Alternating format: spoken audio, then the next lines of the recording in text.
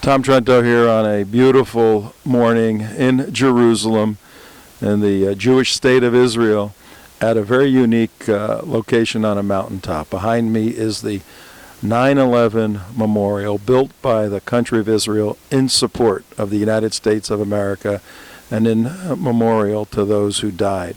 And this is the only country that has built a 9/11 memorial to this extent, to this wonder out of all the countries in the world. Now take a listen to Lieutenant Commander Don Brown. Good morning, guys. How are you? I think that the relationship between Israel and the United States is not only just it's symbolic, it's symbiotic, and it's literal. I want to take you back to May 12th, 1948.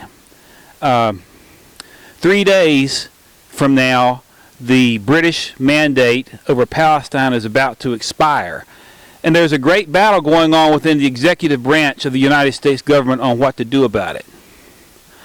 You know, a few years ago, I met a gentleman named Dutch Van Kirk. He was the navigator on board the Enola Gay, the last living flight member of that B-29 that dropped an atomic bomb on Hiroshima. And most historians will say that Harry Truman's decision to drop that bomb is the most significant decision of his presidency. I respectfully disagree with that. Although it was significant, I would say that his recognition of Israel as the first nation to recognize Israel was the most significant decision of his life. And on this day, May the 12th, there was a meeting going on in the Oval Office. There were 4 men involved: Harry Truman, the President of the United States, and his assistant Clark Clifford, along with the Secretary of State George Marshall and his assistant Robert Lovett.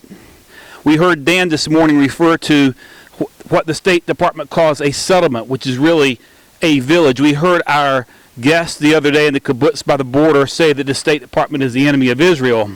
This battle began even in the Truman administration. George Marshall, the Secretary of State, was so opposed to the establishment of Israel that in this meeting, when they were discussing what to do in 48 hours when the mandate expired and there were rumors that Israel was about to declare its independence, Marshall threw a temper tantrum.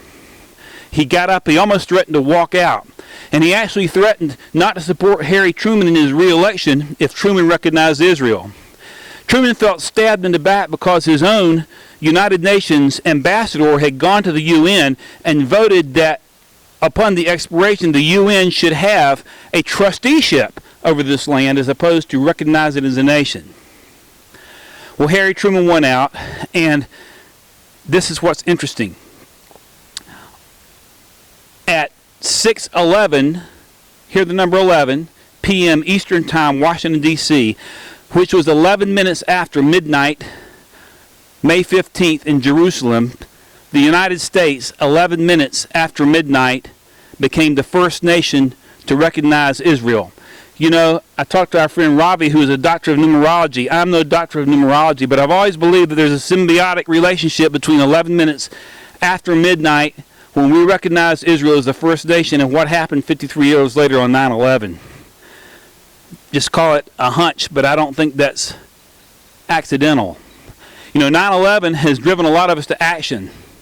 It drove me to action. As mentioned, I was a senior lieutenant at the Pentagon, and every day I would jog across Memorial Bridge down to the Washington Monument and back, come back about 5 miles. I went off active duty, and I was trying a case in York, South Carolina, when the towers went down, and I realized that that plane had actually come in and destroyed the offices that I'd occupied.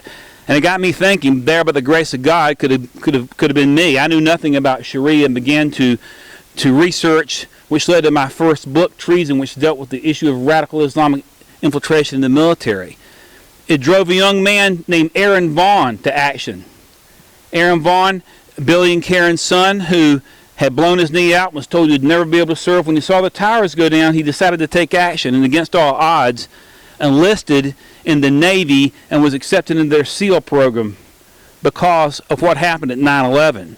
9/11 has brought out a lot of warriors in a great battle, those of us who aren't even serving anymore, because we understand that really what 9/11 is about, it's a microcosm of the great battle in the heavenlies over the eternal existence or destruction of the nation of Israel.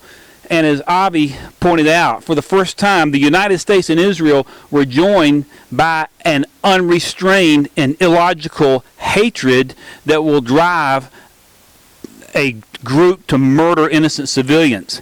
So my challenge today, as we look at this beautiful memorial, is to look at it and to let it inspire us to recommit ourselves to standing for truth, because the battle for the state of Israel, or the destruction of Israel as many would have, is really a great battle of good versus evil. And that's why there's no logical understanding of why George Marshall was so upset about its establishment.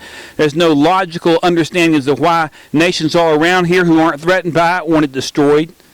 We must stand with it, and we must use this memorial and what happened, just like Joshua put the stones at Gilgal. Here is the monument for what we should stand for, and I would just encourage all of us to keep that in mind as we proceed for the rest of this trip. As we go home, we continue to stand with Israel. Thank you, Tom. Don just brought up Aaron Vaughn, and Don's wearing a SEAL, Navy SEAL hat. Aaron worked his way to the SEAL teams and then up to SEAL Team 6. And just before he died in 2006, August 11th, Israel was going through all kinds of reverberations and problems. He told his father, Billy, that if things really got bad, he'd get a few of his boys. He was very serious. He said, we're going to go over there and we're going to help the Israelis fight the battle.